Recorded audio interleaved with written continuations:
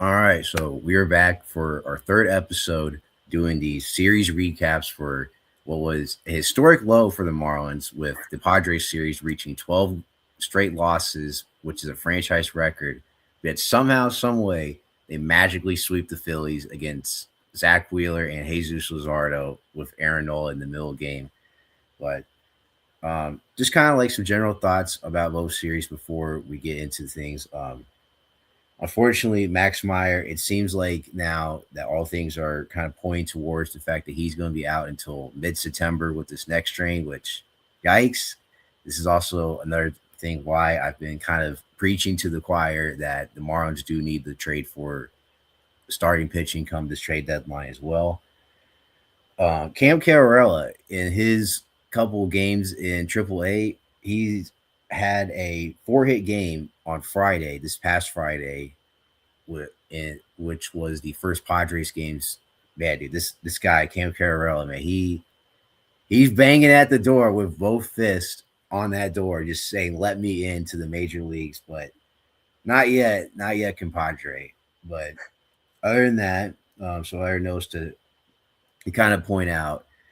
Funny enough, during this, historic 12-game losing streak, the Jacksonville Jumbo Shrimp, the AAA affiliate of the Marlins, they also lost 12 straight, which I kind of lost count too after a while because I remember keep looking. Sometimes I look at the scores that they post. I don't really keep track much. I know in one of those losses that Connor Norby hits a grand slam of all things, but no, they finally win a game. This was with Owen Casey's first rehab game back. He hits a home run. He draws 2 walks. So it's great to see Owen Casey back as well as Josh Eknes. And another important thing that we will get to when we get to the Philly series is that now with, I guess this is kind of a little bit outdated now because of that Philly series and the results of it. But Craig Mish did point out that they're not going to be buyers, but nor are they going to be sellers. So, but they are going to look to keep guys like Sandy Alcantara, Joe Mack, Yuri Perez, and Max Meyer. I'm a bit surprised to see Max Meyer, but I'm also not at the same time. But I guess the term that he did bring up too is that they're holders. But we'll get into that a little bit later. I guess any thoughts from you from both these series so far before we talk about the Padres? No, yeah. As you mentioned, Colin, obviously Marlins reached historic lows. The 12-game losing streak is the longest in franchise history now, which obviously surpasses the three 11-game losing streaks that we've had before. We did it twice in '98, which was the fire sale season after the World Series team, and then once in 2011, if I'm not mistaken. So, but no, yeah, me personally, just from experience, definitely the worst and longest losing streak that I've ever witnessed as a fan of any of my teams. That's even eclipsing the old Panther days, which I remember very fondly. Like the early days, like the late 2000s years with the Florida Panthers. So, but no, yeah, it was definitely a very frustrating and I guess life sucking losing streak, if you will. It sort of felt like I was like becoming a zombie, which every loss is like, it's almost like, you got to force yourself to turn on the game and watch it just because of how bad they were playing. But I remember I even, before the Phillies series started, I posted on my Instagram story, the Marlins Network. It was like a meme that he posted of Lightning McQueen from, Oh yeah, I know it's from Car Street where yeah, the yeah, Phillies are. yeah. So I was Yeah. like, I might not even watch this game today, which was the first game, the one where we ended our losing streak. I was like, I might not watch the game, and then you were like, I mean, you might as well watch it because you already made it this far. So I did, and obviously, good thing I listened. Good thing I did listen, and I experienced a tremendous series, and just like we all did. And to be honest with you, I think it's a great pick me up, which obviously we'll get into deeper once we get into the Philly series. But it's a great pick me up for the team, just to sort of get some mojo back because it's almost like this team was the hottest in baseball throughout the month of June, and they started July pretty good. I mean, I know they did lose the first 2 games, I think, to the Rockies, but overall, they did sweep the Mariners. things were looking normal before we ended up playing the Guardians right before the All Star break. But yeah, so I think it was great, and it was also nice to sweep the Phillies too, because I'm sure most Marlins fans could agree with me on this. I hate the Phillies. Uh, like they're just a nuisance. They're a pain in our ass, and they've been for years and years and years. So after destroying us in Citizens Bank Park, as always, or Citizens Bank Field, whatever the hell it's called over there in Philly. Um, I was very, very grateful that we were able to get back at them and not just sweep one of our biggest rivals, but also get back in the hunt. Still stay in the hunt and pull within 2 games of the Phillies for second place in the NOE. So it was definitely a thrilling 3 game set for sure. without a doubt. Well, we got a lot to talk about with the Padres series, especially. So we're gonna get into the first game of the Padres series, which was the famous bullpen game, started led off by Ryan Gusto, which I genuinely thought, I know Ryan Gusto yesterday didn't do so hot with that fifth inning, which I didn't think he really should have gotten that fifth inning to begin with. But regardless, so yeah, I feel like with this one on Friday night, I thought he did all right. He strikes out Fernando Tatis Jr. twice to his total strikeout total with four. And the other thing that I really did appreciate early on that sort of kind of bites the Marlins in the butt a little bit throughout both these series a bit with their over aggressiveness a little bit, but was with the base stealing early on by Otto Lopez. He gets on base, and then Edward, which yeah, Edwards and Otto do this, and Otto does force an E6, and actually laying down the bunt. I'm gonna keep bringing up the bunts here because they did a lot of that, and when they sort of did that, they did really good at it. It really works. Um, Another thing, man, dude, that from his first Padres game, this was honestly, I would say, Joe Mack's best defensive game that I've personally seen so far. Obviously, I put in here on my notes is I heart Joe Mack because he hits his 10th home run a year, and he Yeah. was very much inches away. Um, I mean, man, dude, this is honestly like a generational talent that I have ever seen in my life, probably since JT Realmuto. I mean, if he's not in the conversation for a Gold Glove or a Rookie of the Year candidate or something like that, I understand why, because he's called up a little bit late and a little bit later than most people. But man, this guy, man, he continues to really show a lot of great things, and you know, I know I'm kind of looking farther ahead into the videos here, but man, I do agree with a lot of people. This guy really needs to get an extension because he is worthy of it. If not him or Sandy or Yuri, then it has to be Mac. Honestly, No, yeah, I agree. I think Joe Mack. I think the Marlins have found their long term solution. Behind the plate. I remember I remember before the season started. I was clamoring for Joe Mack to start on opening day, and obviously, I think the first month and a half of the season or so, we were kind of rotating between Augustine Ramirez and Liam Hicks, which personally I did not like. Um, so yeah, but seeing him flourish is certainly validating what I said about him being here. I like I said, I wanted him from the jump. I wanted him on the roster when we started the season against Colorado back in late March. And he's proving me right, and he's proving a lot of people right. And as you just mentioned, uh, definitely a Gold Glove caliber season already. I mean, if Javier Sanoja could win a Gold Glove as a utility player as a rookie last year, then I don't see why Joe Mack should, wouldn't be in the running for a Gold Glove behind the plate this year. I mean, I can't remember the last time we had a young catcher, like this with this much promise. And you mentioned JT Realmuto, and to be honest with you, that's probably the last time that we actually had a young catcher who had promise like this. And obviously, we've seen the career that JT has had up to this point. Um, so I'm very, very excited for Joe Mack. And to me, I know this might bring a lot of memories for some of the old people, but or for some of the older people, but kind of reminds me a lot of Charles Johnson. who was Oh, our that's first. a good one. Yeah, who was obviously our first ever draft pick in franchise history, first catcher ever. Very, very similar with his defensive ability, being able to throw out runners. I don't think Charles Johnson is as good at throwing out runners as Joe Mack is now, but still very, very effective and obviously has some pop. And I also see a lot of, even though, again, kind of, I don't want people to overreact when I make this comparison. It's not really a comparison, it's just more of what I see. But I see a lot of Pudge Rodriguez as well. Ironically, I'm wearing his jersey. So, um, but yeah, I kind of get a lot of Pudge Rodriguez vibes from Joe Mack, from Pop, like I mentioned. But Joe Mack, he mentioned, I forgot what press conference it was, but he mentioned, that I hope the runners steal, like please try to steal, and that kind of gives me, vibes of Pudge Rodriguez, just because he had the same mindset, and you could sort of see that Mack is not afraid to showcase his arm, to show off his arm, and he could really throw.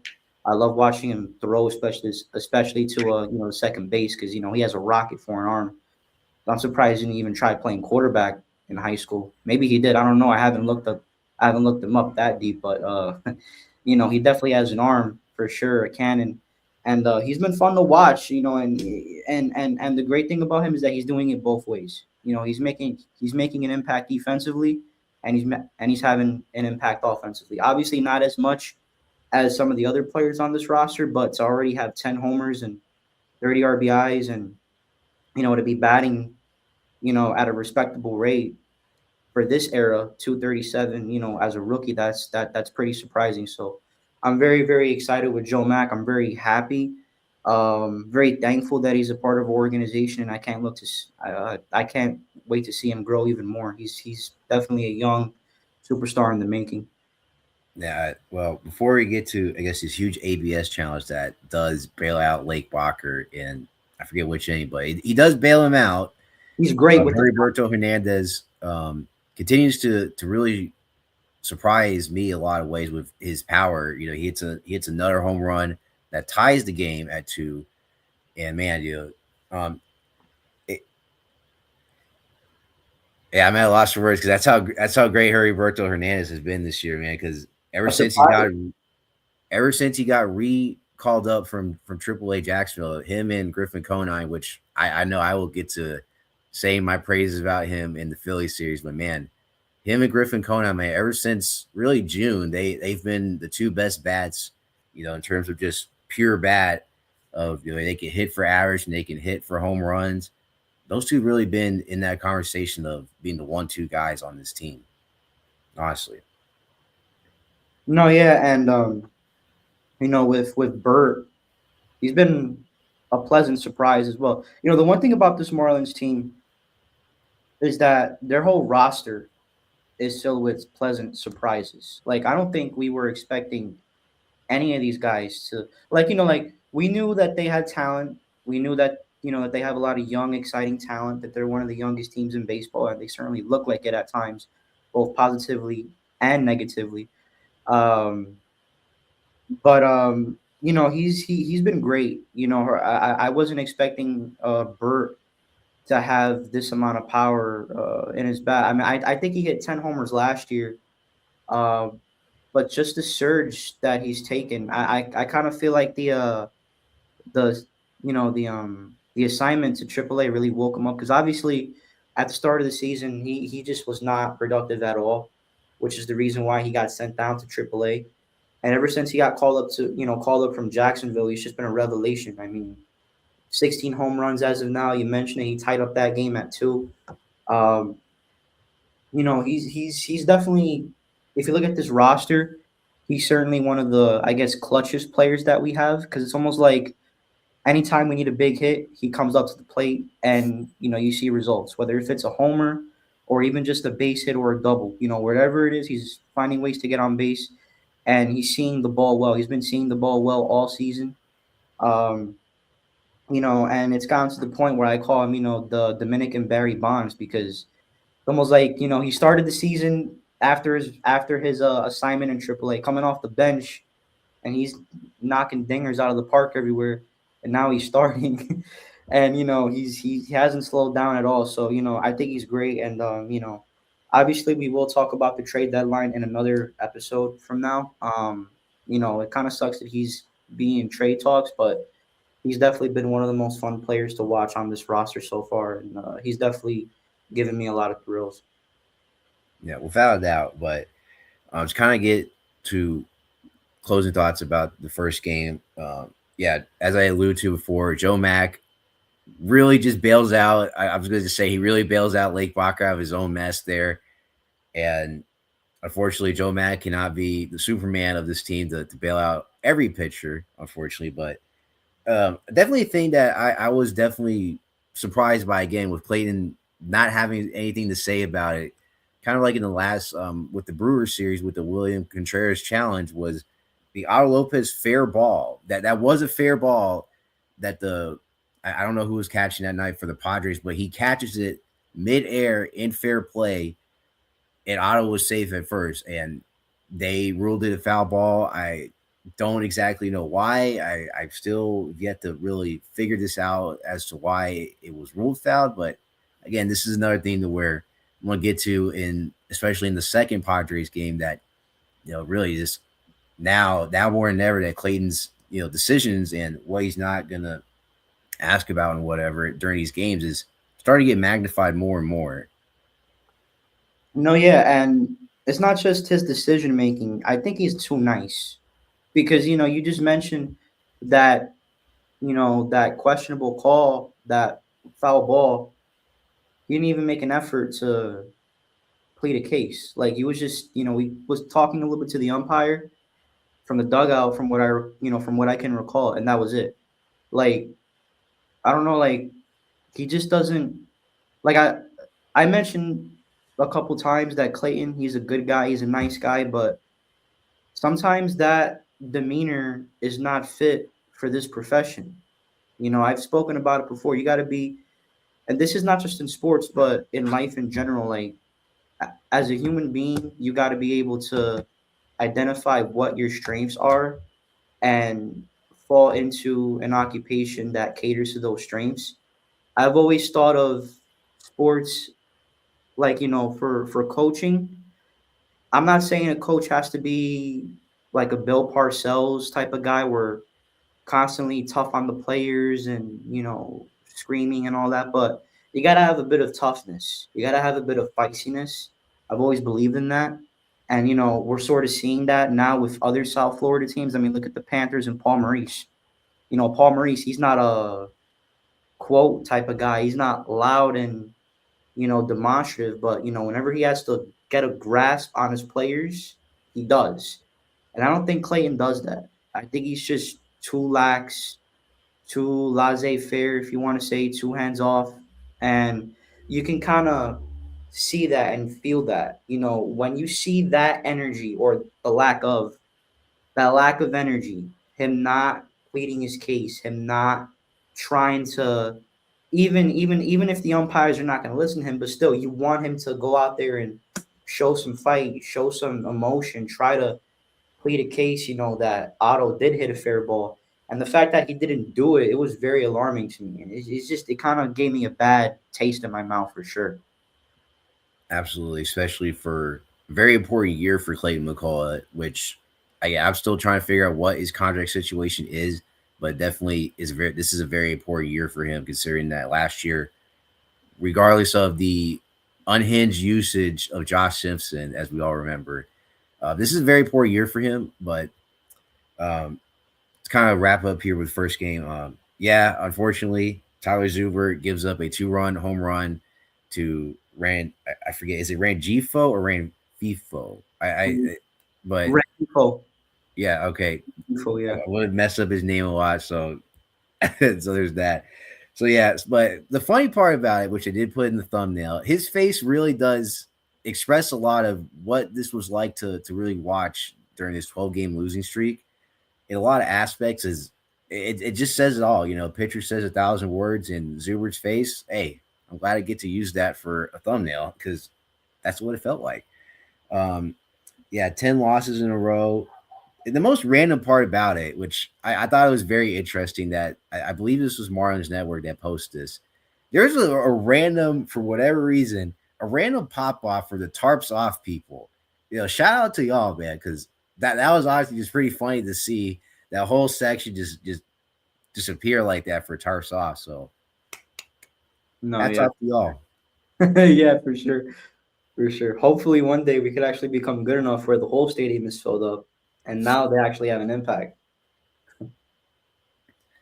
Absolutely. But now to get into the second Padres game, this was I would say, a start for Yuri that he does very well in. He does get out of his own mess, Yeah. especially in that second inning. There was the weirdness in the not only that Sears didn't initially start, but also the weirdness in the fire alarm delay, which I remember, I come back from checking the mail, and there's still the seventh inning is, I believe it was the seventh inning. It was still going on, and I was like, what's the delay here? Everyone's like, talking in the dugout, and I'm like, and I see the tweet about the fire alarm. I'm like, what?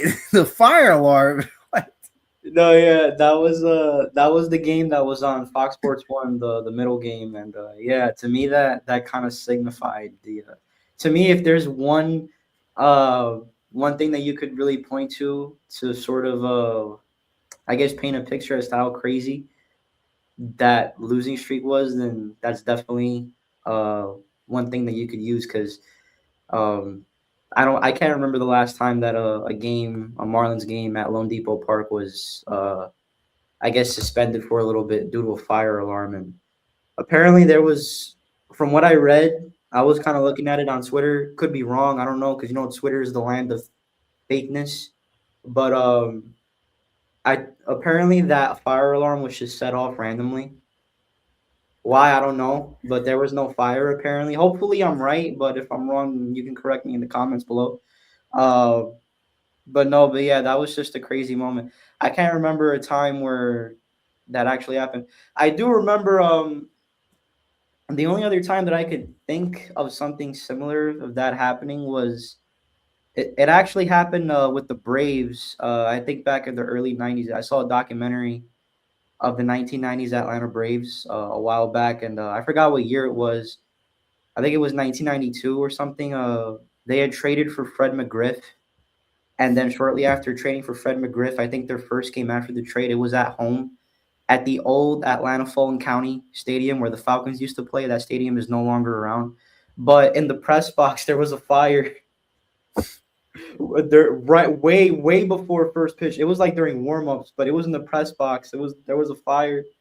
And Ted Turner, who was the owner of the Braves, he's like, if the press box is on fire, the Braves are gonna catch on fire, and they did actually. So that's kind of funny how that actually ended up happening. And hey, maybe that's a signal that hey, this team could catch on fire too. I don't want to get ahead of myself, but hopefully, we could, pull a winning streak off, after that for sure.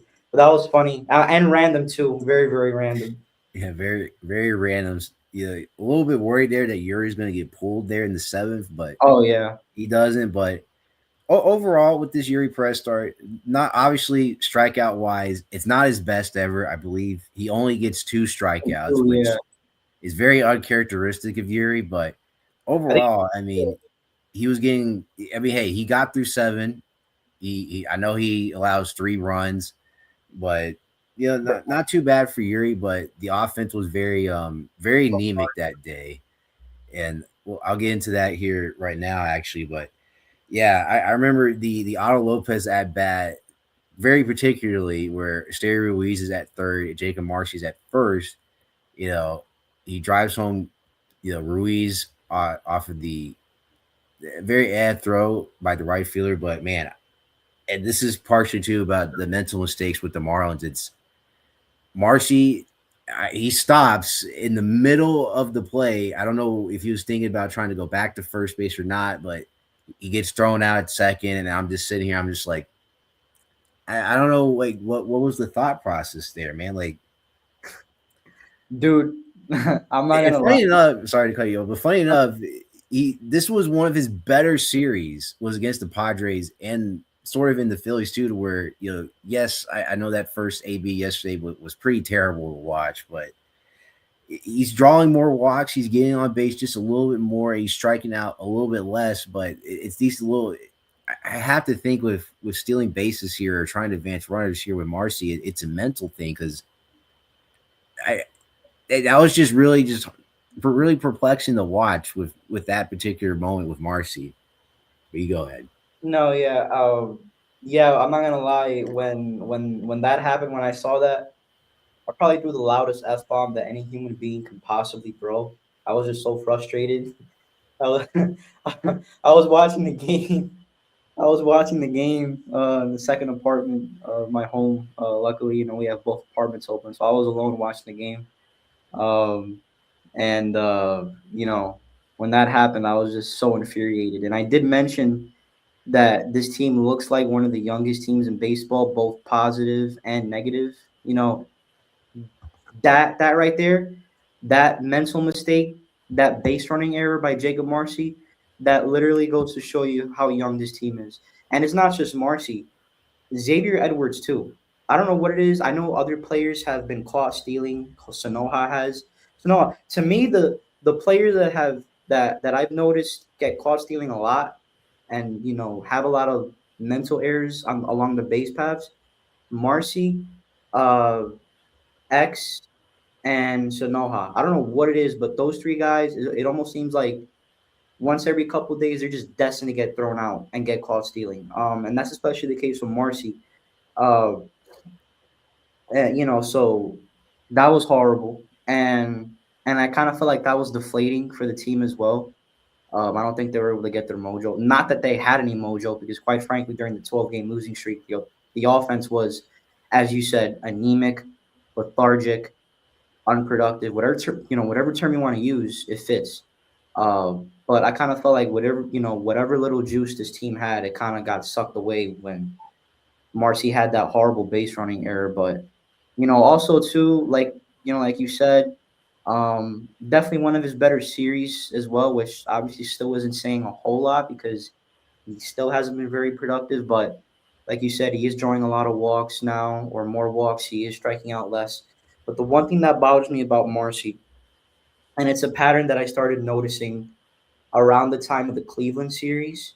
I don't know what it is with this guy's at bats, and I don't know if you've noticed it too, and maybe some of you at home who are listening have noticed this as well. This pattern, he always gets into 0-2 holes quickly, and it's usually always because he's just looking down at the pitches right in the middle of the plate. Like first pitch, right in the middle of the plate, he just looks at it, strike one.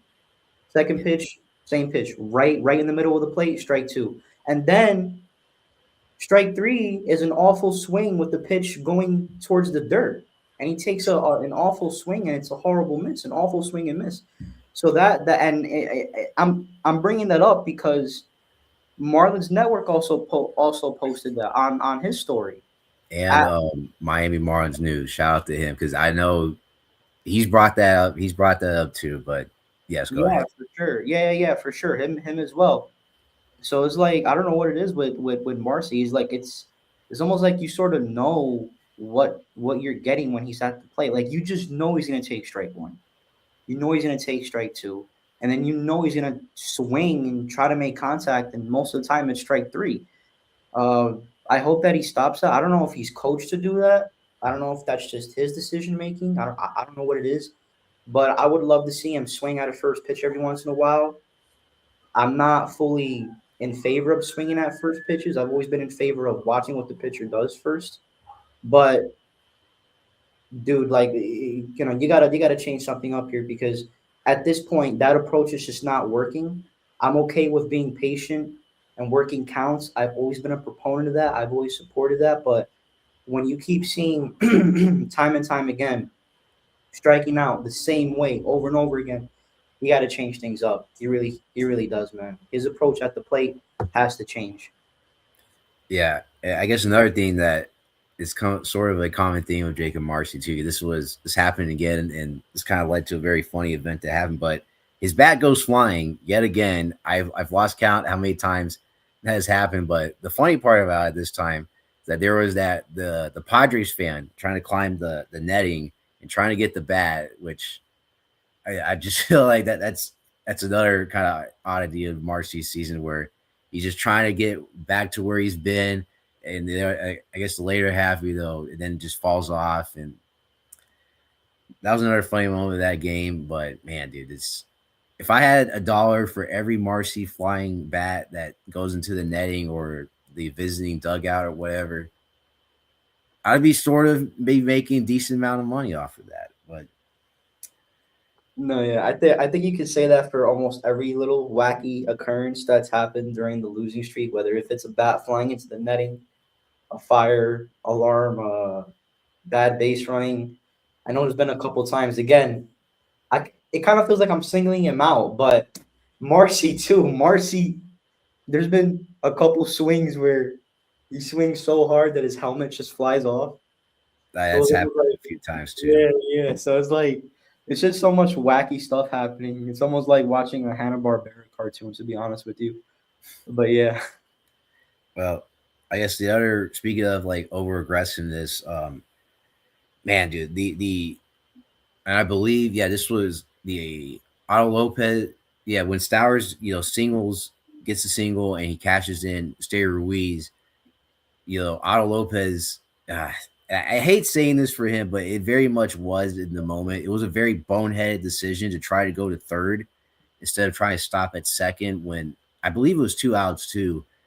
It was honestly that's another thing to where it's like, look, I understand that they've done very well with the aggressive base path approach, but sometimes, man, you gotta like just say, hey, look, we're in the thick of things. Even though I believe the game was sort of out of reach at that point, because Dax Fulton does make an appearance, but it's a really wrong usage of Dax Fulton in the eighth and ninth when he's more of like kind of what he was yesterday. yeah, 6, 7 inning. But yeah, I wasn't really pleased. That was another just kind of mind boggling thing too. Um, was that just bonehead decision? I'm sorry, but it very much was. I had to call it like how it is, and yeah, I guess another to talk about the Padres a bit in this series a little bit. Ty France and Jackson Merrill. They've very much imprinted their name across the series, very very much so. Very good series out of both of them, but I guess the last thing that I will mention, because this was when they tied the record for most losses, was Clayton McCullough's comments after this game and the other game. Um, I'm very much paraphrasing in a lot of aspects. I know I understand his viewpoint now when he brought up the Odyssey, because I got to watch that during the second Phillies game. Um, but acting like everything's okay and we just gotta stay the course, and I know everyone wants to win and whatnot. I understand that part is true, but man, dude, it's like in a lot of aspects, especially now with the sweep of the Phillies, regardless of how some two of those games really went.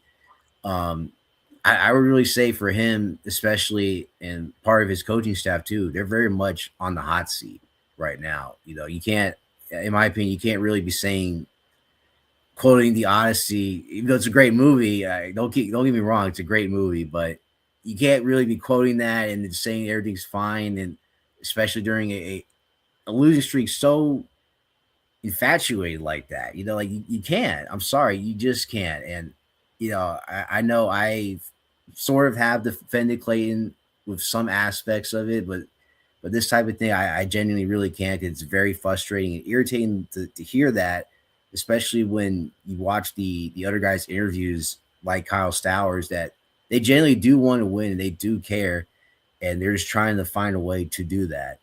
So if it wasn't very apparent enough already, I do think that that Clayton C, while it has cooled off a bit, it's still very hot. No, yeah, it is very hot. But as you mentioned, I found the quote, so I'm gonna read it off, mind you, from Jordan McPherson on Twitter. Clay McCullough was quoted as saying about the losing streak, quote, "I'm feeling like Odysseus, Yeah. like I'm away from home for 10 years. At some point, I'm going to return home. I don't know what baseball god I infuriated, but it's where we're at. End quote. Well, I can tell you what baseball god he infuriated. That's the perfect game baseball god for taking out Yuri Perez when he had the perfect game, in his grasp in Sacramento. That was the baseball god he infuriated. But but no, yeah, I don't that I mean, we're talking about that before recording a little bit.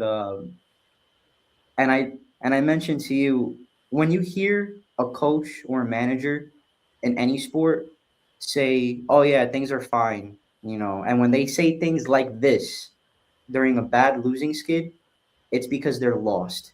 Mentally, they're lost and they have no idea what the hell to do. And the reason why I know that is for all of you viewers at home who don't know me very well. Obviously, you do. I live in New Jersey, and there's an NFL franchise near me called the New York Jets. They're horrendous, and obviously, me being in their backyard throughout my whole life, I've seen a lot of head coaches come and go, and every single head coach, whether if it's Eric Mangini, Rex Ryan, uh, Todd Bowles, Adam Gates, doesn't matter, Robert Sala, doesn't matter. They've all said things like this. So when I heard Clayton McCullough, or when I saw this comment on Twitter from Jordan McPherson, I was automatically thinking, man, you'd be a great fit. You're coaching the wrong sport and the wrong franchise, man. It'd be a tremendous fit for the New York Jets. You're coaching the wrong sport and the wrong franchise. Because, like, why would you say that things are fine when you're on the wrong side of franchise history? Like, if I was in that predicament, I wouldn't even talk to the media. If I was him, I wouldn't even talk to the media at all. I would just shut my door and just focus on what I got to do to get these ball players, back on track. So it's just it's comments like that are just infuriating at times. And it's not, and this is not every single press conference. What does he do? How does he look like? Sitting at the podium with his arms crossed like this. Well, think he's gonna be okay. It's a very lackadaisical, nonchalant, neutral approach, which is what I go back to. I go back to him being too nice and too nonchalant. That's what I mean by that. And as you mentioned, I don't know what his contract is. I haven't looked at it in a while. I guarantee you it's a multi-year deal. But yeah, he's on the hot seat for sure. When you are the ringleader of a disastrous course of events like this, you're going to be on the hot seat. I don't care who you are. I don't care if you're Clayton McCullough or Bobby Cox. I don't care. Like, you definitely deserve to be on the hot seat because this is your leadership, dude. This is your team. These are your guys that you're with every day on a daily basis. You're with these guys more than you are with your wife and kids. And that's a fact. So act like a leader. Like, act like one. Be a man. And to me, I don't see that from him. So this attitude is very, very concerning of his for sure. And he definitely deserves to be on the hot seat. And I'm telling you one thing, if the Marlins still make the postseason, which is still, despite this horrible, horrible event that we just got through, it's still possible, which is surprising. But if we make the postseason, that's not going to guarantee any job security because we can come back the next year, we could stink up the joint again, and he will be gone. So he's literally under the microscope. He's always been under the microscope, but now more than ever, he's under the scrutinous eyes of the whole baseball world and including the Marlins organization. Last year, I know a lot of people were complaining about him, oh, skip school, Schumacher's better. And I was like, oh, but he's a first year manager, give him time, he's learning the ropes. But dude, your second year you're still acting like this, that's a problem in my opinion. Yeah, absolutely. I mean, the other thing too that I saw a tweet of this with Marlins UK is the other thing that I kind of wish that there was more was really a sense of urgency with the front office. I talk about a little bit of that with early on the year. when they were, you know, they did. I know they did the famous Lionel Jimenez trade, which I mean, look, we can say whatever we want about Leo Jimenez, but them making the trade really showed at the time they wanted to win. Regardless of what we all think about Leo Jimenez, but it's doing stuff like that. It's sitting down Connor Norby, sitting down Augustine Ramirez, DFAing Chris Paddock, and eventually after a long while Christopher Morel. But I understand in a lot of aspects there has to be the right move and right everything to align it initially, but yeah, I just wish that there was more of the sense of urgency, especially to really address the issue that I know I've been mentioning a lot. I will mention it in the next video with the trade deadline. Is starting pitching because you know uh, it's a very much a needed thing for this team. I understand, and I guess we'll get into it now with the third Padres game. You know, Junk, this was one of his better starts, I'll say. I know the very oddness of his stat was he gave up 7 hits, but yet he has 6 strikeouts, which I thought it was just a very interesting thing to look at. It's like, well, I mean, hey, you're getting as many strikeouts as hits, but yeah, he did good. I think he did a lot better. Obviously, he did better than when I watched him in Houston, which that was a complete disaster. But he gets himself out of a jam in the second inning. But another thing to note with this game too is that this was like Grant Pauley's second game back, in the lineup for the first time since that first Astros game. I believe he makes an appearance in the Phillies series. I don't remember which exact game he makes an appearance in. It might have been the second game, it might have been the third game, but it was one of those two as well. But again, this is another thing too with the bunting, man. This is another thing, the Marlins to get off to this lead, Hicks scoring on the error there, and Ruiz, he bunts, Griffin Conine to third, and that sets up Grant Pauley to cash him in. Obviously, it's those type of things to where I wish they did more often, which they've done this more often with this Padres series and a little bit with the Phillies series as well. But yeah, those are kind of like my thoughts through the first half of this. But I want to hear some of your thoughts too before we get to the latter half of this third game. No, yeah, you talked about it pitching wise, Jansen Junk. I would say even though he did give up 7 hits, I will say that it was one of his best starts of the season or better starts of the year, especially with especially since we've had this depleted rotation because obviously Max Meyer's out, and I'm sure I'm missing someone else that's been out of the rotation for a while. I forgot his name. Um, but yeah, I've always believed that, like, because look, I on top of being a Marlins fan, I'm also an Astros fan. Ironically, the only sport that I have two teams is baseball, Marlins and Astros. But the I sort of developed this mindset with the Astros because we had a pitcher. I'm sure you know him, Dallas Keuchel, one time AL Cy Young Award winner. Shout out Dallas Keuchel. um, one time AL Cy Young Award winner. But the one thing with Dallas Keuchel was that he was the pitcher that gave up a lot of contact. Even when he was at his best, he always do, like, I mean, you can look at box scores like 5 hits, 6 hits, 7 hits, but as long as you get the guys out, it's all right. And the same thing with Yuri. Yuri I think gave up 7 hits or 6 hits, whatever it was, in the middle game. But he was still able to get through traffic unscathed. He was still able to get through some jams and messes, and that was the same thing with Jansen Jung. So very very impressive, and I think he showed a lot of composure and poise when he was able to get those 6 strikeouts. Um, Only gave up the 1 run, and like I said, he performed pretty well. I think he performed. I think he pitched really well. Um, Offensively, if I remember correctly, we had a fast start, right? I think Liam Hicks homered. I think it was a solo shot. Well, it was Uh, the error that he yes, scored on. yes. That's right. My apologies. Yeah, I think it was.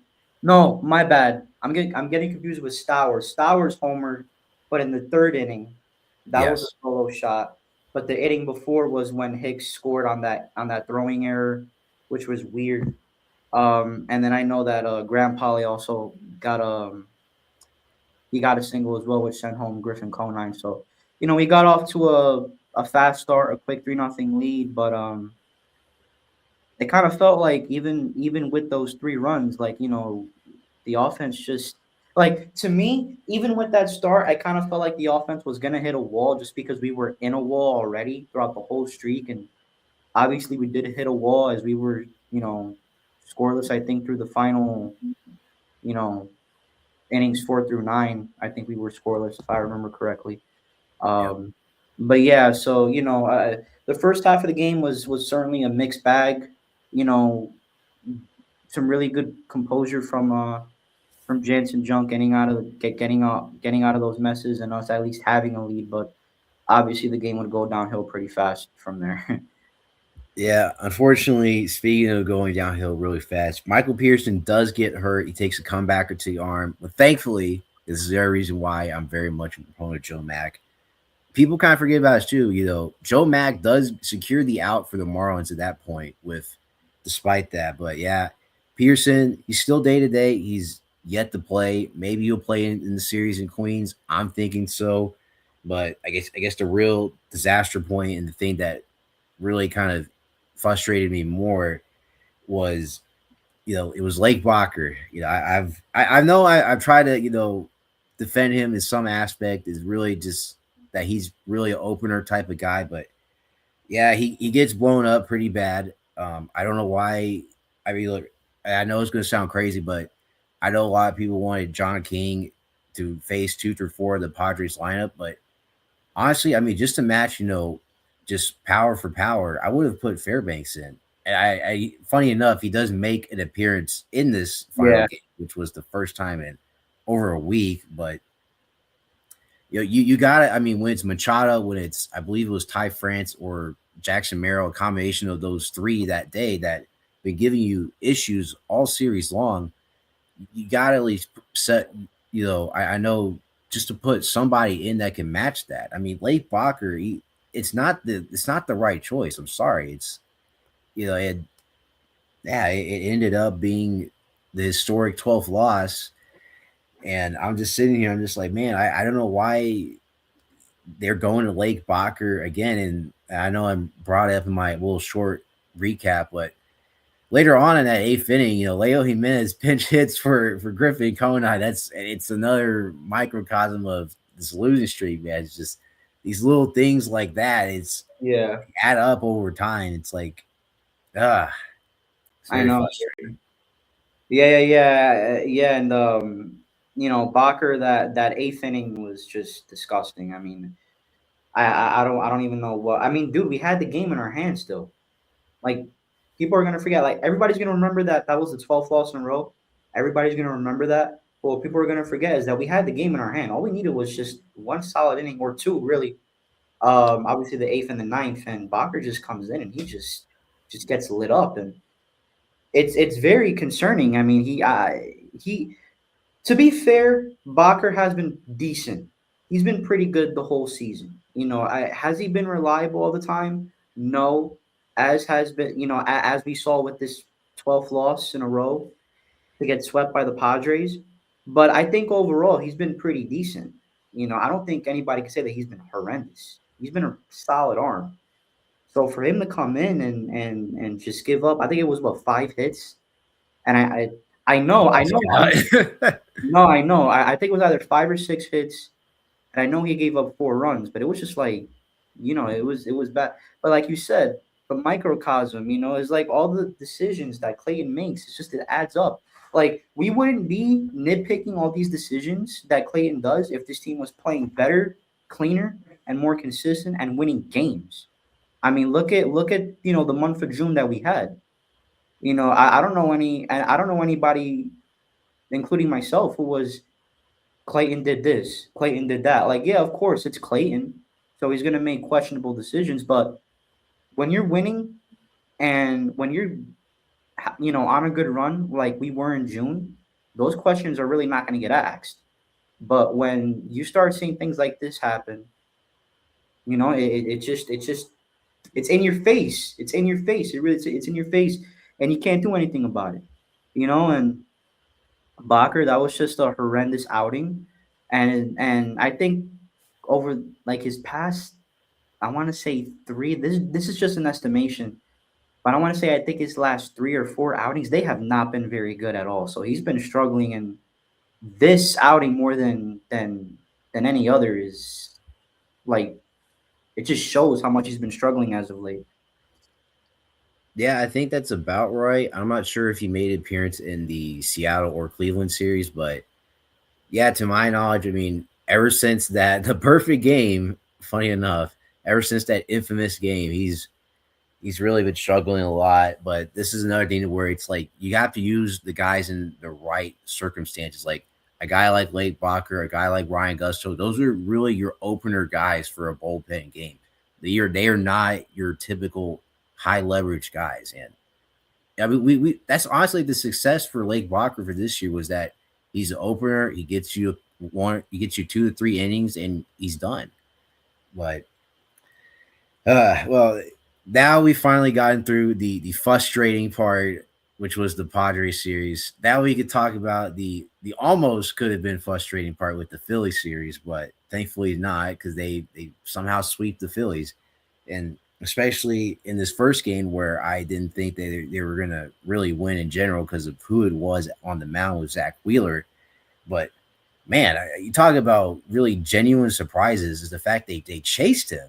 Zach Wheeler only got 3 innings in this game, and I was shocked because for as long as I've been around and as long as I've been associated with Phillies fans that I've known for most of my life, yeah, Zach Wheeler, he's historically, to my knowledge, has always dominated the Marlins in a lot of aspects, and to really see this was a really genuine surprise to me. It's a pleasant surprise to me. They this is like I think the second or like third guy of his type of caliber that they've chased out of the game, which was a really just great sign to see, especially after. Yeah, this was the Tyler Phillips game where he gives up the 2-run home run to Bryce Harper to open up the game. No, yeah, and I think again, we talked again, we throw that word around, surprises. Where I think we're the only team in the majors this year to beat Shohei, Jacob Mizorowski, um, Wheeler, of course, and there's one other guy that we faced, one other elite pitcher that I'm forgetting. It I was like don't. the first half of the season. I forgot who it was, but no, yeah, like Zach Wheeler, like coming into this series, this recent Phillies series, I was I had the mindset of if we could just get one, that'll be nice. Just get one win. I don't care how. I don't care if it's 1-0 or, which ironically we did win a game 1-0. I don't care if it's 1-0 or 15-14, 20 inning. I don't care. Just win a game. Just win one. And the fact that we were able to get to Zach Wheeler the way we did, it was very impressive. It was like if the light switch just turned on. It's like where the hell was this for the past week, 2 weeks. And if I remember correctly, we no, yeah, we did have a fast start. Obviously, we chased him. I think Yes. after those 3 innings, I think he threw like a. Actually, hold on, I wrote it down here somewhere.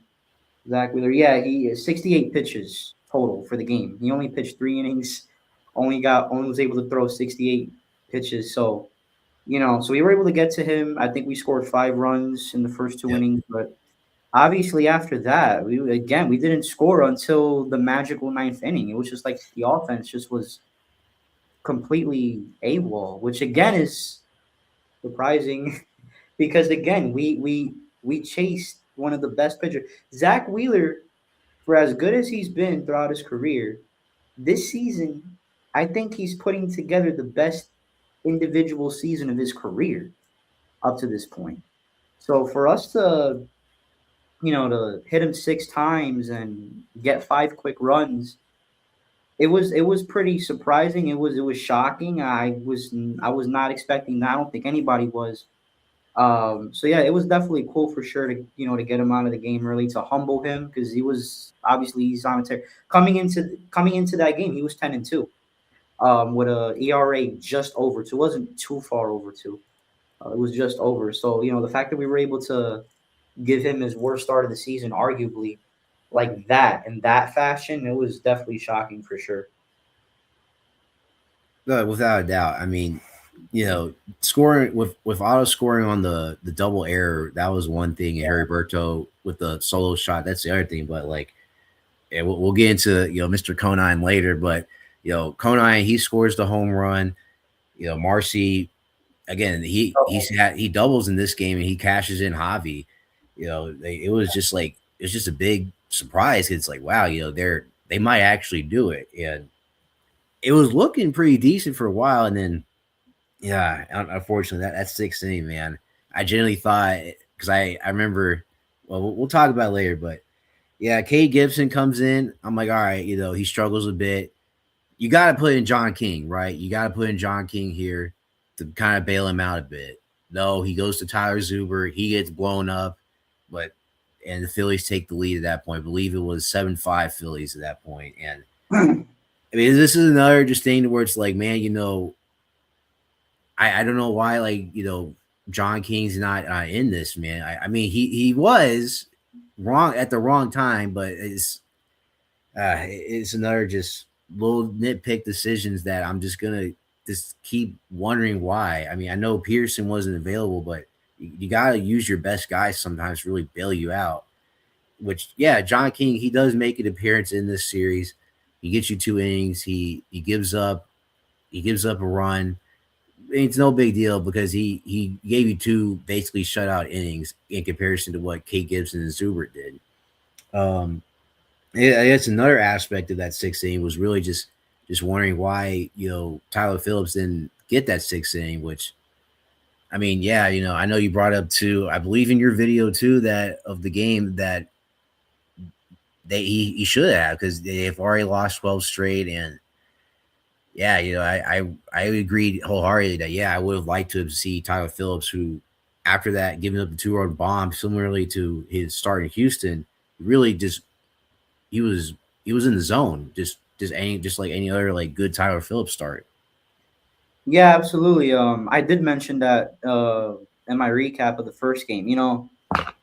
Like, I understand Tyler Phillips. He's supposed to be a opener, if you want to use that term, because he's really not. I mean, if you're going more than 2 innings or 3 innings, I don't think you're an opener. But you know, fine, whatever. If you want to use that term, fine, I guess. But I understand the logic to take him out after the 5th inning. But when you're on a 12-game losing streak and when he's dealing, then you keep him in. Tyler Phillips had only 76 pitches, right? Am I right? Yeah, Yes. yeah, I had it all. 76 pitches, 50 strikes on 76 pitches. Why? Again, it's almost like I'm beating a dead horse with this. We both are. Why? Yeah. Like, Clayton McCullough, what are you thinking? What was he thinking? Taking him out, 76 pitches, 50 strikes on 76 pitches, 5 innings, and he was dealing like if he was Sandy out there on the mound. He was looking like Sandy out there. It was like, oh my God, like he's actually going to give us like one of these starts, which we all know he's capable of. Tyler Phillips, look, Tyler Phillips is a bullpen arm. He's a bullpen arm who has starting experience. He did that in Philly. He threw when he was with the Phillies, he threw a complete game shutout. I believe it was his rookie year. So he had a little bit of that experience before we got him, and now he's having that experience now. But if you need him to give you length, he's gonna give you length. Now, obviously, not every single start has been great. There's been starts where he's struggled. There's been starts where he really hasn't been able to go far. But on this particular game, he's dealing. He's getting it done. So why would Clayton take him out after 5 innings? It makes no sense to me. It really makes no sense. And then he takes him out. You want to take him out, fine. Why are you putting in Cade Gibson? You see what Clayton did yesterday for Game 3, putting in Fulton, which we're going to talk about. That's what he should have done in the first game. Why do you not put in Dax Fulton where you're gonna put in a guy, Cade Gibson. So you have Fulton, and you mentioned John King. You have two arms for that situation, and he decides, no, I'm not gonna go with any of them. I'm gonna go with Cade Gibson, who decides to single-handedly him and Tyler Zuber single-handedly blow the game, almost blow the game, almost because Almost. Because Cade Gibson he couldn't even get through the sixth inning. He could only record one out. How many pitches? 15? No, hold on. 21 pitches. That's it. He could only record one out before he had to get pulled for Zuber. Zuber comes in 15 pitches, nothing better, and they allow a 4-run sixth inning. So it's almost like Clayton is using the wrong guys at the wrong time, and we just saw that example in the opener against Philly. Just brutal, just absolutely brutal. And then you mentioned King, he puts him in the seventh and eighth innings. Why put in King in the seventh and eighth when you can use him in the sixth? Why? 6 and 7 is John King time, not 7 and 8. It's 6 and 7. You could either use him or Dax Fulton. Don't go with Tyler Zuber and Cade Gibson. As you mentioned, they're opener guys. I'm okay with them opening, or like, for example, if Ryan Gusto opens and if he can only give you 3, okay, put in Gibson, put in Zuber in the 4th, in the 5th if you want. That's the time to use them. Early or in the middle innings. Not in that situation there. Just no. That was bad. That was bad. Bad decision again. And I don't know how many times you're going to be saying that before the season's over. A lot. um, well, before we get to the Magic, which was the ninth inning, a surprising return to Miami, which I didn't know this was his first return to Miami since he was traded to the Pirates back all the way back then. But Brian De La Cruz, yes, the real DLC, mind you, not Ellie De La Cruz. Yeah, it was a great. I know he was picked up by the Phillies. He got called up not too long ago. It was a pleasant surprise to see Brian De La Cruz back in Miami. I liked him during his time here in Miami. Obviously, I liked Jorge Soler and Arise and Garrett Cooper more than him, but that's no offense to him because hey, it's great to see him. Great to see guys like JT Realmuto and Don Mattingly, make their return to Miami. But the last thing before we get to the ninth, man, just I had pre-recorded video before the greatness happened because I had assumed it was over and I was like, I'll just make the short thought video about they lose 13 straight. Oh well. Man, dude, the frustration on Xavier Edwards' face in the 7th inning really shows that these guys really wanted to win that game. Yeah. Which they did. Because it all Slam it all started. Oh, sorry, you go ahead. No, yeah, my bad. Did he slam his helmet on the ground, Edwards? Yeah, on the first base bag. Yeah, absolutely. Yup. But man, it's funny how he despite his struggling year, it is Marcy that does start off the ninth inning, comeback. He gets on base with a single. Otto Lopez doubles and he singles and then he's still second, and Marcy gets that third. But man, dude, at that point when I saw it happen, I was like, oh, wait a minute. All right. Yeah, you got me now. And then I heard that, Kyle Stowers gets hit by a pitch and I turned on the game again. And lo and behold, hey, we talk about, clutch guys and, clutch Gene. Man, Heriberto Hernandez, man. Dude, he comes through in a very big way. And you could hear it on Kyle Seahaw's voice when Heriberto singles up the middle, man. You hear like how much you're like, wow, they might actually do it. And another thing too, you talk about bunting and how great it's been, man.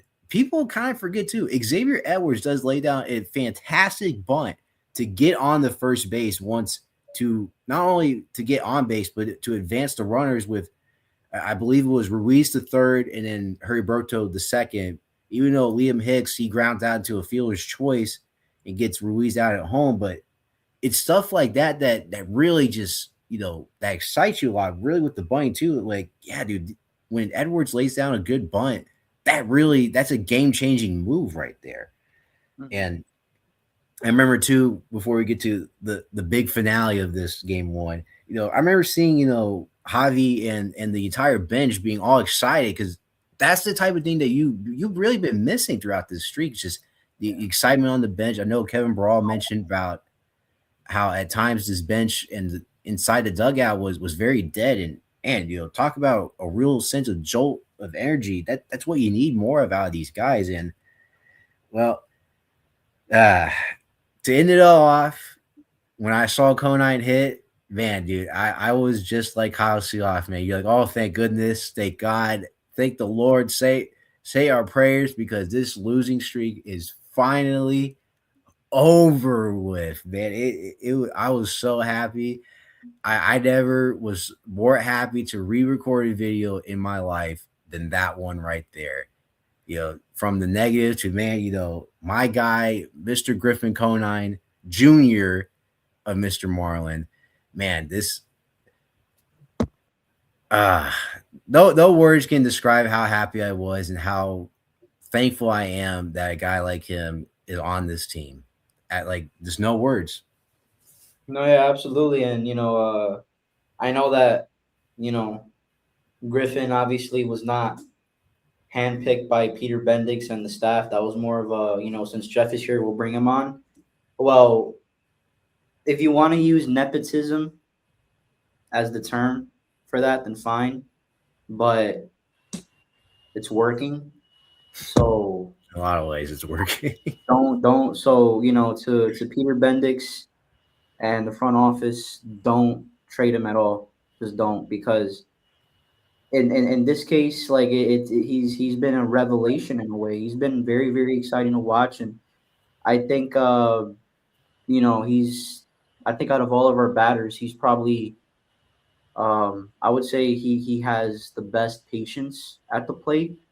Doesn't really force anything. He doesn't really he doesn't really um he's not quick to swing. He sort of he likes to read where the pitches are before he makes a commitment on whether to swing or to take the pitch.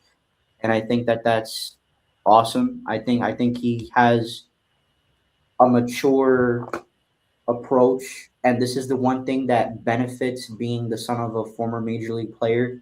You get to watch your dad every day at the ballpark. You get to watch him, see how see the approach he takes, and you can sort of mirror that. I think it's wonders for Griffin that he has Jeff as his father, because he's been able to learn a lot, not just on how to be effective, but what it takes to be an everyday major leaguer. And I feel like he's earned that opportunity. And for me, to see Griffin Conine do as well as he's doing, it's great. And I remember when he got hurt to start the season early. I think he played the first game and then he hurt himself and then he was out.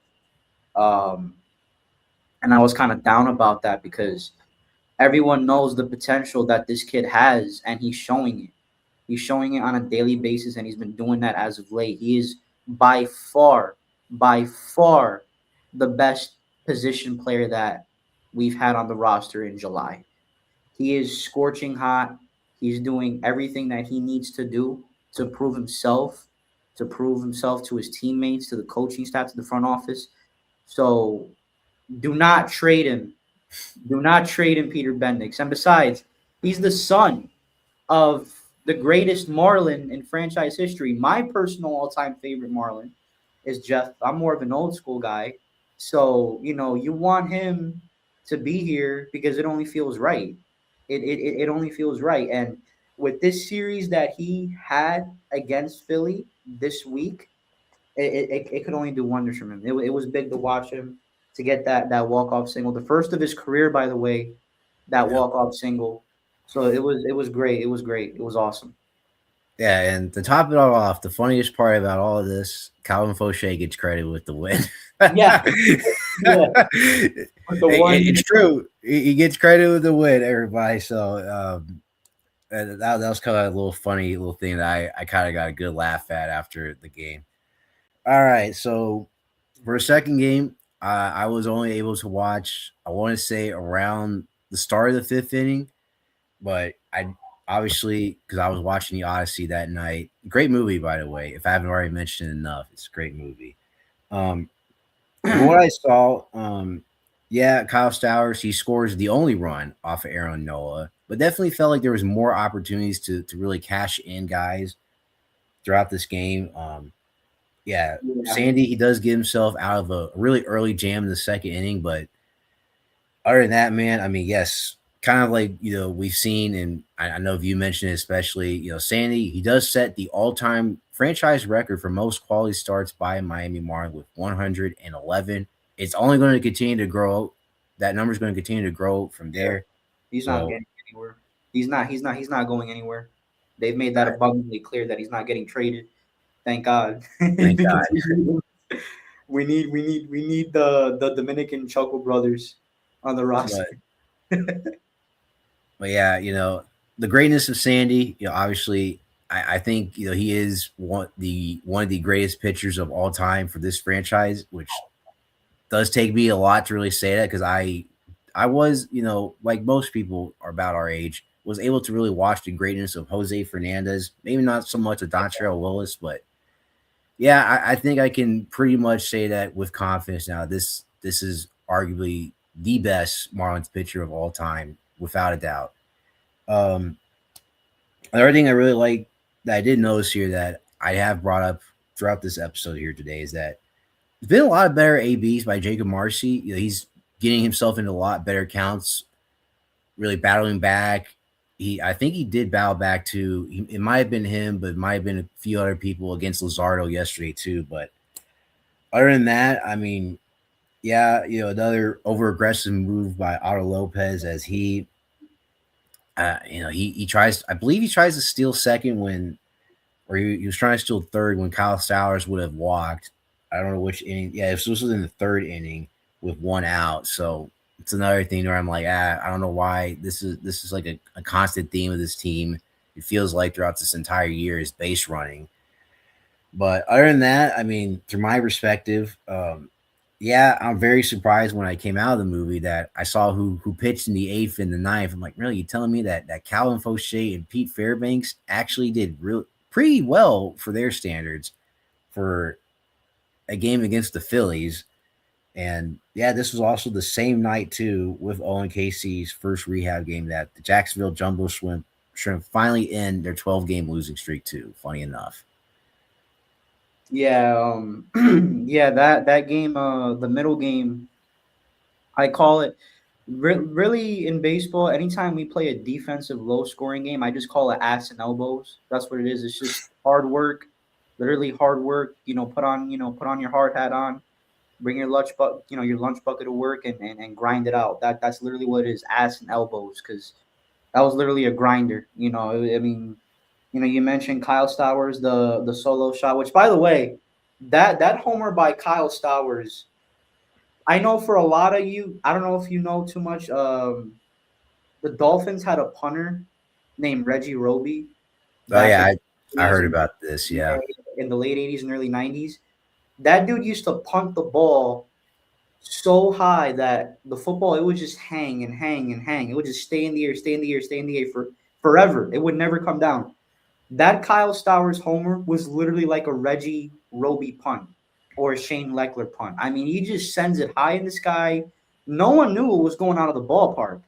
I didn't know. Even Kyle Seeloff. If you go back and listen to the call from the TV broadcast, he didn't even know he was going out. Only until he saw the ball land in the ivy, whatever you call that little section of green in the outfield.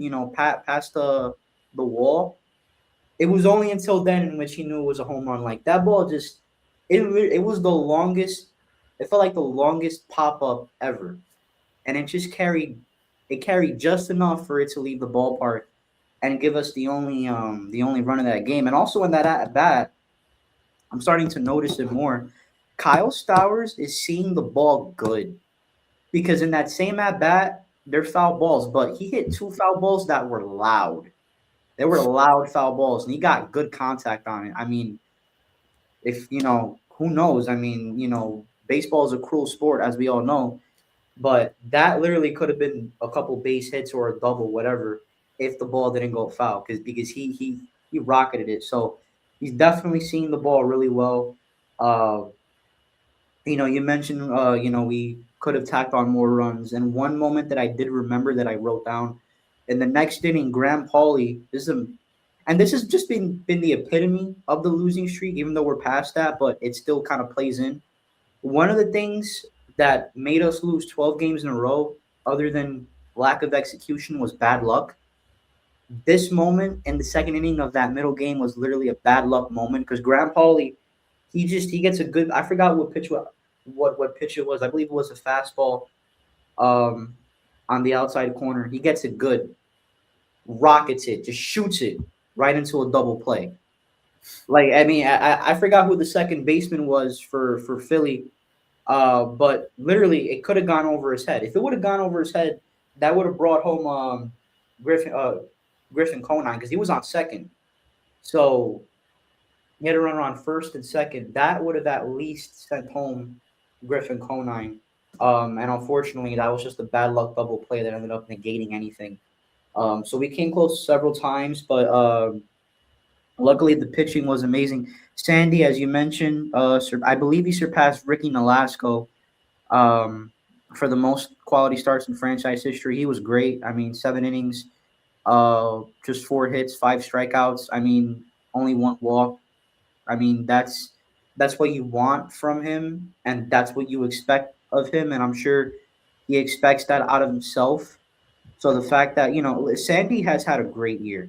I know he had a couple bad starts. A couple starts where you're like, they're iffy, but he's had a really good year. To be honest with you, and I think he's bounced back really well from the season he had last year. Because obviously, I know that one of the big talking points coming into this season was, oh, what's the deal with Sandy? Is he going to be back to his normal form? And, all that talk. Because obviously last year he struggled mightily.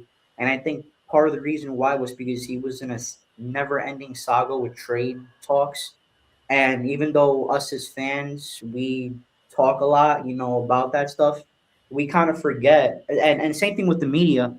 Us fans in the media, we forget that the players are constantly hearing all these talks and rumors, and it can kind of affect them a little bit, and it's definitely distracting. And I do think that that's something that was heavily plaguing him last season, but he's definitely come back strong, and you could make an argument that this was his best start. I don't think anything is surpassing the early complete game shutout that he had against the White Sox, I believe, to start the year. But man, against a really good lineup. Yeah, the Phillies are struggling, and there is some internal butting of the head, so to speak, between Bryce Harper and Dave Dombrowski and Don Mattingly. I don't know if you've seen, but there's like a little bit of a triangle of tension between those three. But they're still a really good team. This is a team that made the World Series like 4 years ago, and they've been a contender in the NL for a while now. So the fact that Sandy could come in, when the team is still reeling, even after the win from Conine, team is still reeling, and for him to go out there have a dominant outing like this was great. And also, again, the fact that Fauché and Fairbanks came in and did their jobs in the eighth and ninth was just stupendous. So just great pitching all around from those three guys, and amazing stuff from Sandy as usual. No, absolutely. Now we get into the third game, which has one of my favorite former Marlins pitcher who's starting to look a lot better now since he's been with the Phillies. Is with Jesus Luzardo. Um, Overall, I mean, yeah, he still does pretty well against this team. I know he gives up the 6 hits with 6 runs and he does have 6 strikeouts. Other than that, I mean, yeah, they still sort of do struggle against left-handed pitching for the most part. Um, I guess to counteract him, who he was pitching against with the 5 innings of Ryan Gusto, yeah, I genuinely thought, okay, Ryan Gusto threw 4 innings. He did good. I understand he allowed I think it was 2, 3 runs, but he had like 3 strikeouts. I'm all right. You cut Ryan Gusto here, get in Dax Fulton to let him get the fifth or seventh inning, hold strong in see what happens. Though Clayton, this felt like a game. That fifth inning genuinely felt like a game from last year, to where he puts in Josh Simpson and he just kind of punts away the game. That's genuinely what it felt like when it was 6-0 Phillies. I was kind of, well, the game's practically over because he just kind of punted it away. But I'll take the series win against the Phillies any day now. But yeah, kind of another, again, I know I keep being the horse in this very long video with Clayton McCullough and his bad decisions with some of these pitching, you know, decisions. No, yeah. With the series finale yesterday afternoon, first of all, we got to bring up that something that I failed to bring up earlier. I'm going to bring it up now because I hate the Phillies so much. I want to bring this up. This is the first sweep that we've had against Philly since June of 2019. So Well, for everybody at home, what happened? I was gonna say, because I think Kyle Seoff bring this up too. This is the first home sweep Yeah, of the Phillies since 2017. Because yeah, 2019, what I believe, was on the road. yeah. 2019 was on the road, and then our last home sweep of the Phillies is literally 9 years ago. So for those of you who are watching who are unaware, yeah, the Phillies have been a pain in our ass for a long, long, long time. Um, I mean, dude, you can't sweep a team in nearly a decade. That's ridiculous. But so that's nice. Um, Obviously, too, with the win, we're now just 2 games back of the Phillies for second place in the NL East, and also we're behind them and the Diamondbacks, 2 games back of a wild card spot. Because coming into today, the last 2 wild card spots claimed by Arizona and Philadelphia, it's basically neck and neck. They're at a tie. So we're 2 games back of 2 teams, which is actually really, really beneficial for us. Um, so Ryan Gusto, I mean, the 9 hits, the 6 earned runs, I didn't like it. I know, he started off pretty well. I think the first 2 innings he got through unscathed, but the third inning was where he started to give up some runs. But it was really the fifth inning where things started to fall off. Um, you know, and the fact that we were down 6-0, that was brutal. But and as you mentioned, putting in Dax Fulton, it was almost like this is the type of move that Clayton does when a game feels lost.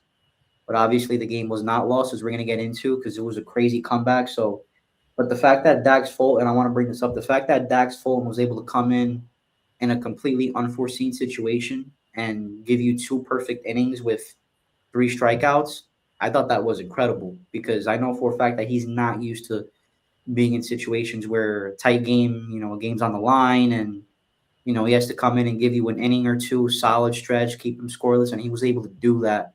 So I'm very, very proud of him for that, and he should be proud of himself for that as well. Uh, but yeah, man, pitching wise, other than Gusto, the bullpen was phenomenal because it wasn't just him; it was Zuber who redeemed himself with that Big great time, big eighth, time. yeah, with 2 strikeouts, a shutout eighth, and then Fairbanks for the first time. Pete Fairbanks is without a shadow of a doubt one of the worst signings in Marlins history, free agent signings. But yesterday was the first time ever that he was able to record not one, not two, but 3 consecutive scoreless ninth innings without allowing a run, a walk, or a hit. So listen, I don't know. Hey, if P Fairbanks, if he's still here post deadline, which I hope he's not, but if he is, and if he keeps pitching like this, then I'll take it. I'll take it for sure. But yeah, so the bullpen came in clutch this whole series, and I think that was the best example of that for sure. No, without a doubt. Well, to kind of wrap things up with the Philly series, yeah, Otto Lopez does record an RBI via a ground out. Not your traditional way of getting an RBI, but hey, you take it. Heriberto Hernandez gets a 2-run bomb with the most Yeah, unlikely candidate ever with Brian Alvarado, which, I mean, wow, look, a 2 out 2 run homer. yep. But yeah, Alvarado, I mean, it's about what you expect from him. If he gets on base in any form or manner, it's a miracle. But that's no offense to him. It's just the honest truth of how his bat is compared to his defense. X ties the game at 6 with a really great shot through the left gap. And I guess another thing I did point out, this was pretty a rarity that Kyle Stowers does not fail at an ABS challenge, which I was very shocked at because that's a thing that he has struggled with this year, that he challenges the call. And sometimes, even when I'm watching on TV, of course, it's pretty obvious, like, hey, you don't need to challenge that. And he does, and it kind of bites him in the butt in a lot of aspects. So that was great to see. Another great thing to see, man. Talk about that Griffin Conine moonshot to straight center almost. That was great. He this has been this series really has had Griffin Conine written all over it from start to finish. It's been great to see that. And yeah, very surprised by Pete Fairbanks. I was really pumped at the gym when I watched the ninth inning to see Pete Fairbanks actually shut down the Phillies 1-2-3 in the ninth. And I was like, man, this is only a more common occurrence. I feel like me and most fans would really like him more often, but No, yeah, and funny too. He did it 3 straight times. I He know. did it 3 straight times in the series. So he could get through the side 3 straight times against a really good batting order in the Phillies, but he can't do this against the Rockies or somebody. I'm just throwing out a random team, but yeah, it's just he can't do it against the Mets, can't do it against the Rockies, but he can do it against the Phillies. Like I don't get it. Yeah, I don't the quite duality of Pete Fairbanks. But finally, we are going to get to probably the most important series of the season, in my opinion. I've said that for the last probably few, but yes, this is the most important one with the trade deadline approaching right around the corner, with a trip to Queens, which the last time that the Marlins were in Queens, they got swept, disgusting. Yeah. which is the arguably what felt like the low point before we had bear witness to the 12-game losing streak. But some notes to really kind of point out for this Mets series. So no Juan Soto, he's out for 4 to 6 weeks from what I've been reading. But Got to take advantage. surprisingly, yes, take advantage of that most definitely. But surprisingly enough, sorry, but was with Francisco Lindor playing a lot better than I guess what you would kind of expect from him. And I guess me not hearing Frank the Tank rant about Francisco Lindor is sort of a positive thing too. So take that for what you're worth. But this series can also bring in the possibility returns, and I do say possible with the biggest quotes ever because we don't know who's going to come in and who ain't. But the possible returns for Owen Casey, that's going to be a big time bat for this team that they have so desperately needed. Even though yes, Conine and Heriberto Hernandez have filled in gratefully, but getting in a DH bat like him, like Casey, is going to be really big for this team.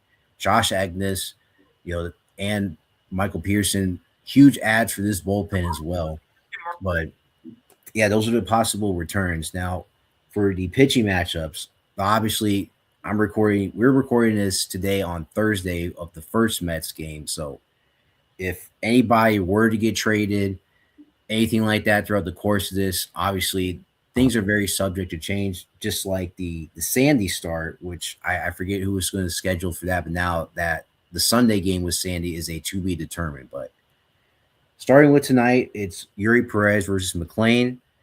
Friday is Jansen Junk versus Freddie Peralta, another guy that could be traded, maybe not. Who knows? We may not even see Freddie Peralta this series. Tyler Phillips gets the Saturday game versus I think it's Thornton. I think Yeah. that's how you say it. And Sunday is another Sandy game. Hopefully, we all know that he's not going anywhere this time, unlike how it was last year. It's Sandy versus a to be determined. It could be a bullpen game, could be a call up guy. We don't really know yet, but that's what it's looking like as of right now, as of July 30th, with this Mets series. No, yeah. I was watching the post game show yesterday, and they had like you mentioned, Freddie Peralta listed as the Mets starting pitcher for Friday for tomorrow. But for the finale, they listed Clay Holmes as the probable.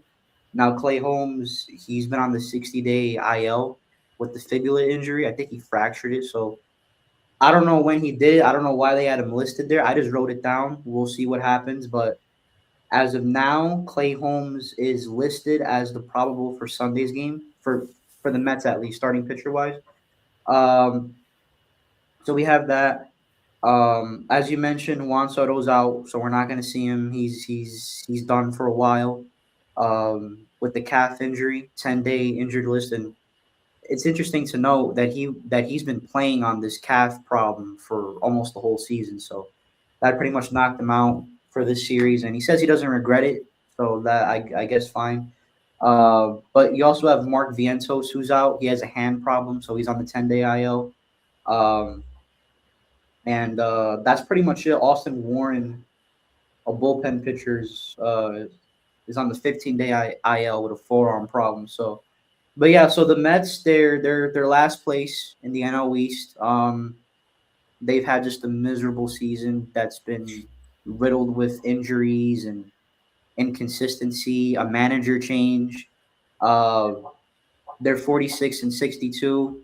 They're 5-5 in their last 10 games, and they're actually coming off of a series win against the Atlanta Braves. They had to play a doubleheader yesterday because it was rained out here in New York. So they had to play a doubleheader yesterday. They split the doubleheader. Um, so yeah, so that's the stuff. So as far as what the Mets have, obviously Soto, he's their best player, and he's not even playing. And we don't know what this Mets lineup is going to look like. As the series progresses. But as of right now, I listed four guys as the top bats for the Mets. Carson Bench, who has 11 home runs and is batting 258 with a 712 OPS. Francisco Alvarez, their detonated hitter, has a 791 OPS with 12 homers and 26 RBIs. AJ Ewing, Yeah, I believe he rookie. plays left field, 759 OPS. And Lindor, uh, I listed Lindor. I was not going to because he's had a season that is not caliber of his standards at all. He's batting 233 with a 743 OPS. So yeah, this Mets team as of now, the best element to their game is their pitching because you mentioned Nolan McLean who's going to be starting today against Audi, and McLean is one of the best young pitchers in baseball. 7-7 with a 3.32 ERA. Obviously me being close to New York, I know him pretty well. Just from watching him, and he's really really solid. He could potentially be the future ace of the New York Mets down the line.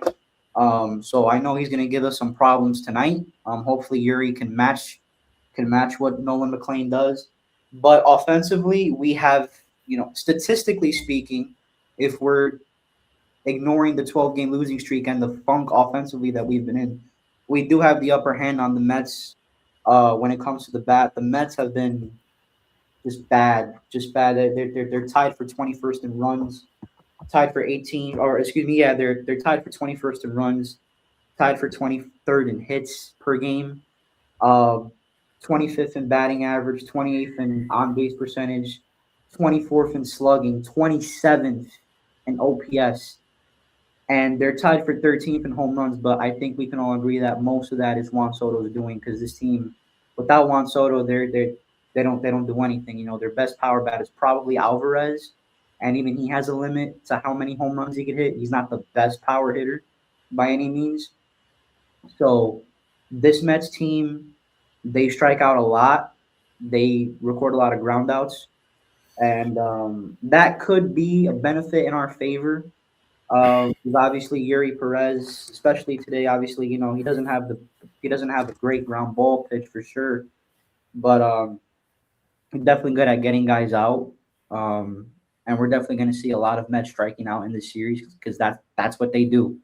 Um, so yeah, so you mentioned this is the most important series of the season. It is.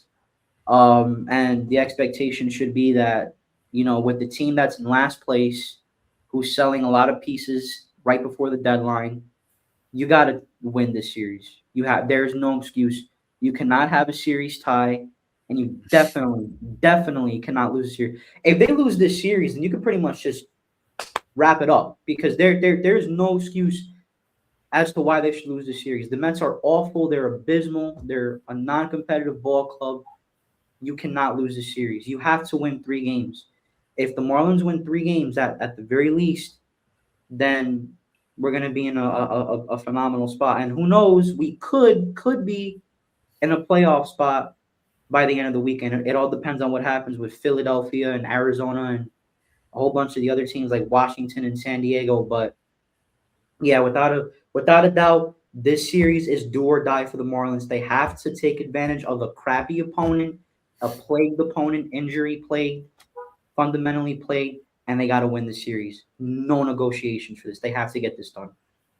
Absolutely. And I mean, I do have a feeling that they probably will split just because of how they have split majority of these 4 game series throughout this year. I mean, the Rockies, I generally thought they were going to take 3 out of 4, but they quite literally didn't. But I mean, we'll see. It's going to be a very interesting series to see, especially with the trade deadline and how many players that we might see versus what we won't see. But overall, I mean, yeah, as you mentioned, they could be easily be second place in the division and possibly the second wild card team by the end of this weekend, or they may not be. But you know, um, a lot of things are yet to be determined, and we're going to find out starting tonight, obviously, and we'll be doing the recap.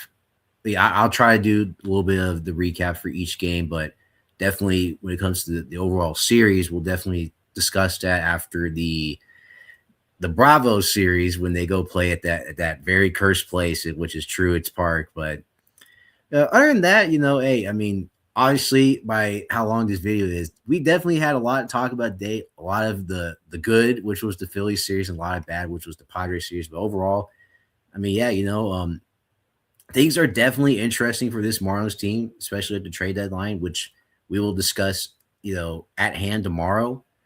But other than that, hey, I mean, I appreciate, a lot of y'all with the supports with the little, game recaps of each games that we've both done to this point of the year. And we're gonna try to do it as much as we can. And other than that, yeah, just please like and subscribe, share it with everyone you know. And yeah, as always, let's freaking go fish. Absolutely. Let's go fishing. Let's win the series in Queens and let's bury the hatchet and let's get that May series out of our mind because we got to get it out of our minds. It's still in the back of my head. Yeah.